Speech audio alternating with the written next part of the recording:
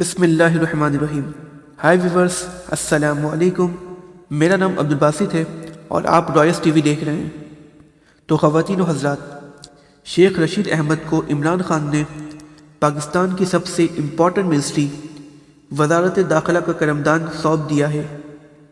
یہ قلمدان ملتے ہی جہاں ملک کے اندر کچھ عناصر جو ہیں ان کی چیخیں شروع ہو گئی ہیں، وہیں سرحد پار شیخ رشید احمد کے کچھ پرانے بیانات کو استعمال کر کے اور شیخ رشید احمد کے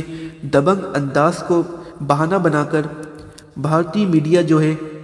اس نے بھی چیخیں شروع کر دی ہیں، اور بھارتی میڈیا کا رد عمل دیکھ کر ایک بات واضح ہو جاتی ہے کہ عمران خان کا جو شیخ رشید احمد کو وزارت داخلہ کا جو قلمدان دیا ہے یہ ان کا بالکل درست فیصلہ ہے۔ اب ایک بات تو بہت واضح ہے، یہ صرف پی ٹی ایم کی وجہ سے عمران خان نے فیلڈنگ چینج نہیں کی ہے، بلکہ پاکستان اور بھارت کے درمیان جو کشیدگی چل رہی ہے اور آئے دن ایل او سی میں جو فائرنگیں ہوتی رہتی ہیں اور پاکستان کی طرف سے کئی افراد شہید بھی ہوتے ہیں، تو اس حوالے سے شیخ رشید احمد کو وزارت داخلہ کا قلمدان سونپنا یہ بالکل درست فیصلہ ہے، کیونکہ وہ دبنگ طریقے سے بات کرتے ہیں اور ایکشن کرتے ہیں، اس لیے یہ سب کے لیے بہت کرارا جواب ہے اور ان کو یہ کرارا جواب ملے گا۔ اور یہ جواب کیسے ملے گا اور کیوں ملے گا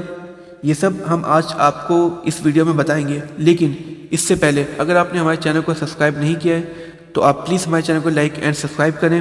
تاکہ آپ کو ہماری آنے والی ویڈیو آسانی سے مل سکے۔ تو خواتین و حضرات،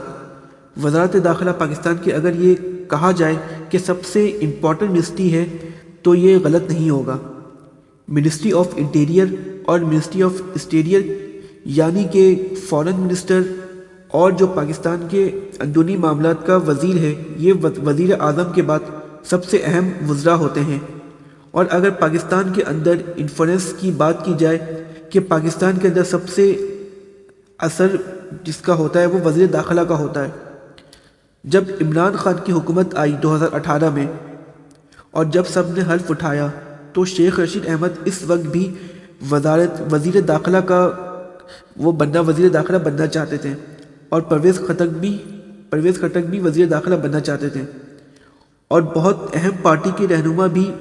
وزارت داخلہ کا قلمدان اپنے پاس رکھنا چاہتے تھے، لیکن عمران خان نے اس وقت بریگیڈیئر اعجاز شاہ کو وزیر داخلہ بنایا۔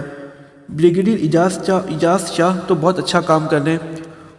اور وہ زبردست کام کر رہے ہیں، کہ زبردست خدمات ہیں، لیکن وہ ایک چیز نہیں کرتے ہیں، وہ میڈیا میں آ کر شو نہیں کرتے ہیں، نہ اپوزیشن کو کچھ کہتے ہیں۔